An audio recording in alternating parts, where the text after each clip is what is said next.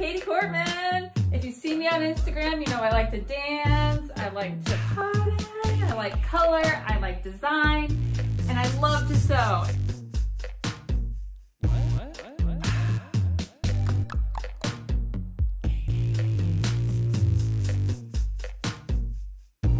Today we're going to talk about knitting. I had lots of questions recently when I started knitting, and people wanted to know how to get started. They may be intimidated because they had no idea where to start, and I was once in the same spot. I'm definitely not an expert at this point. I've only knitted 1.5 things, but I just want to show you some of the things that I've learned and some resources to help you get started. So the first thing that you should know is that every pattern needs different knitting needles and different yarn, and your knitting needles and your yarn go together in some way. So if you were to use this thick yarn, you're gonna need a certain kind of needle, and it will usually tell you on the yarn. This one says, it recommends a number 15 needle, and it tells you, like, if you use that type of needle, what size it will create. Like 2.5 stitches equals 1 inch on number 15 needles. You can use other needles, but when you're a beginner like me, and possibly you if you're watching this, I would stick to the pattern and whatever it tells you, because I'm not to the point yet where I can vary from that. And I know that it really alters how big something is if you change the needles. So let's talk about first projects. For your first project, I would definitely recommend using something with big needles and big yarn. Why? Because it's faster, you'll feel more satisfied that you got something done, and it's just easier to use the bigger needles. So this project I have not finished because I ran out of yarn, and then it got hot, and then I stopped working on it. But this is a cardigan. This was my very first thing I knit. It's not finished. There's something called blocking where you can, you wet it and then you lay it and stretch it and things like that. It's also imperfect. There's lots of little random things going wrong, but it was my very first thing, and I still feel really proud, and none of the strings have been woven in, and obviously it's not done. I feel very proud of this because I made something I can wear. It's not just a scarf or a hat. I was like, I really want to make like a piece of clothing, because that's what I do, right? I make clothing. So I chose a pattern that I just thought looked cool. I forgot to check and see if it was actually like good for beginners. But luckily it was well written, and I had friends that helped and lots of YouTube tutorials that helped. But I'm glad that I chose this cardigan for 2 reasons. And that is that it was done in the round, which sounded scary, but I didn't know to be scared. It sounds scary, but it's not. And 2, it had the thick yarn, so it did go really fast. And I didn't have to set in any sleeves or anything because of the way it was done. So I don't know if I recommend doing in the round necessarily as your first project, but it is a nice way to knit because something heavy like this can get heavy on your needles. The needles that I used for this project, there were a few different sets of needles, but they're a size, I think 15 millimeter, and these are in the round, so the like nylon thing that connects these is right here inside the sleeve.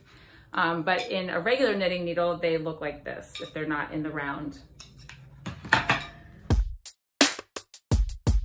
There are different ways to get your patterns. You can go on Ravelry, which is where I got this pattern. This is a Good Night Day pattern, and she has beautiful patterns. I love her stuff. That's the Mimico cardigan, and I highly recommend printing out your pattern instead of just keeping it digital, because it's good to like mark off what you've already done.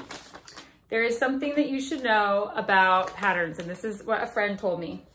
So when you're looking at the pattern, there are gonna be parentheses. Those mean the size. So if the first number will always be the smallest size. So if it says, this means purl 12, but I'm not the size small, I did the medium, so I needed to purl 14. And so a good recommendation is to go to each thing and highlight the number that you're actually trying to do.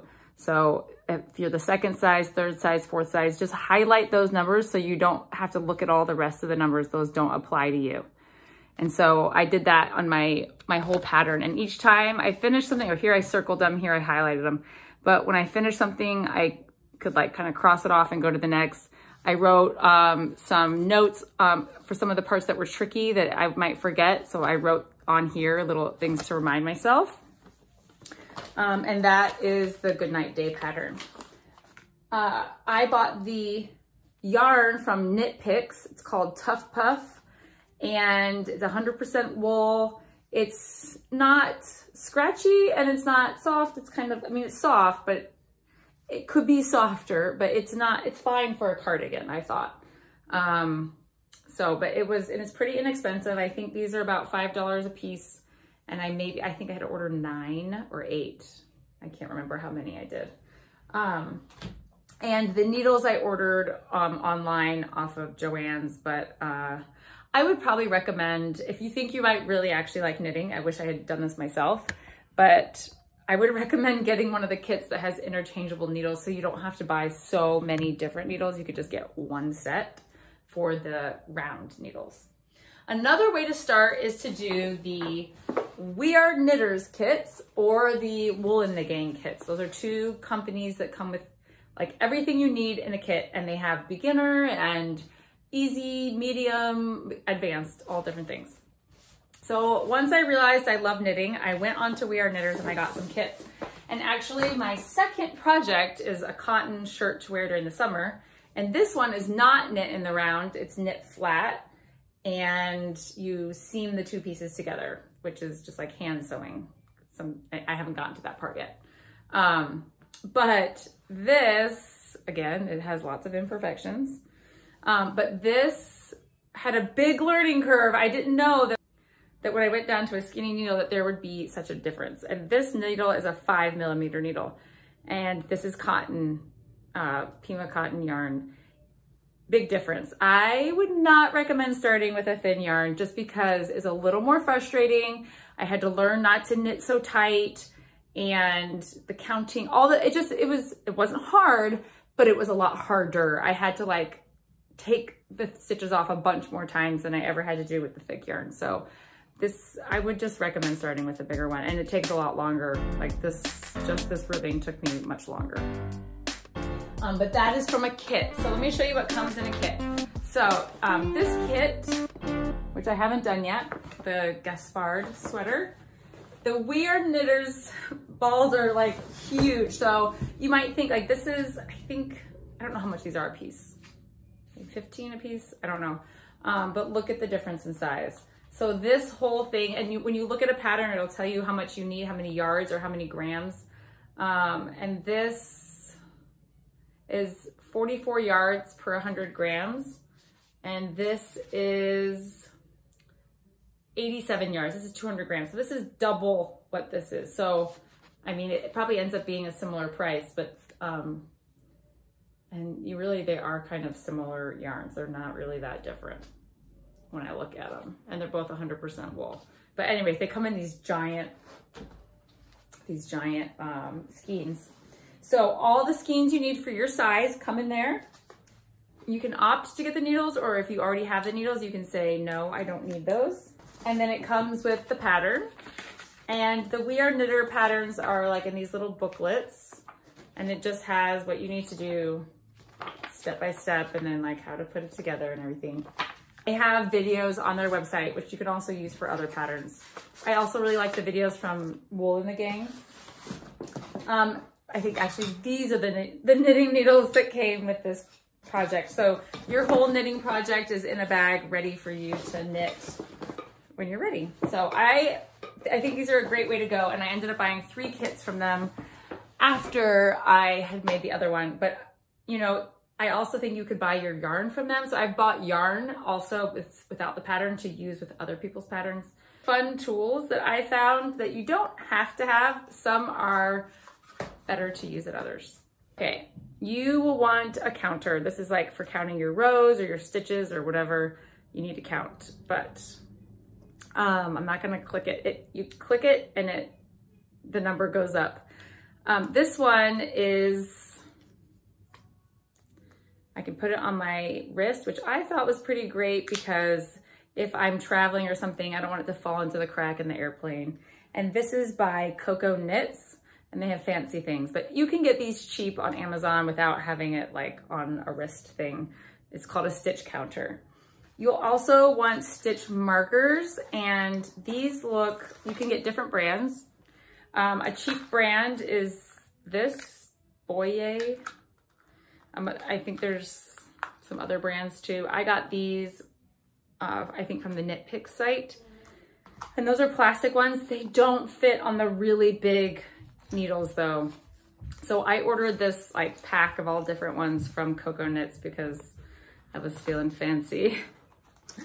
And these are really pretty, and they're metal, so they magnetize to my little thing right here, my little stitch counter watch. This also comes off. I got this because I can also put my pins on it when I'm draping at my mannequin, at my dress form. But these are really big stitch counters, and you just put these onto your needle, into your stitching when you need to mark, I guess stitch markers, not stitch counters, when you need to mark a spot that you're gonna do something different. But I got all different ones because I wasn't sure what I needed, so I just got their whole flight of stitch markers is what it's called. This is what they all look like. And they're metal and they're really pretty, but again, not needed. You can also just get some of these or not even get these because I didn't have ones that were big enough for my needles. Someone recommended just using a piece of yarn to, actually Victoria, Lucille, she has a YouTube channel as well, but she recommended just tying a piece of yarn at the spots. So I did that for my first project. And that is all you need to get started. And let me tell you that YouTube makes knitting so much easier. Look at all the fun colors of yarn. I can't wait to make all the beautiful things. It's really fun. And I really enjoy knitting because I can now do a project while sitting with friends or sitting with my husband or family. And I like to always be making and doing things. And I don't feel like I'm wasting time or something with my hands if I'm also working on something while I spend time with them. So, and it's a great travel thing to have. You just throw it in your bag. What I've been doing lately is when my son wants to go scooter, he's 3 years old, I stick my yarn in a bag and the yarn's just in here, unwinding on its own. And I just walk around, oh, like a knitting fool. What? And I just knit while I'm, you know, walking around the neighborhood with him. And people probably think I'm crazy, but why do I care? So anyways, and I keep my stitch counter in there and I keep the pattern in there. So if I have to reference the next thing, it's already ready to go. So I hope you get knitting. And if you have any questions, you can leave them below and I will try to answer them. There are so many great resources online and I will link to a few of those down below.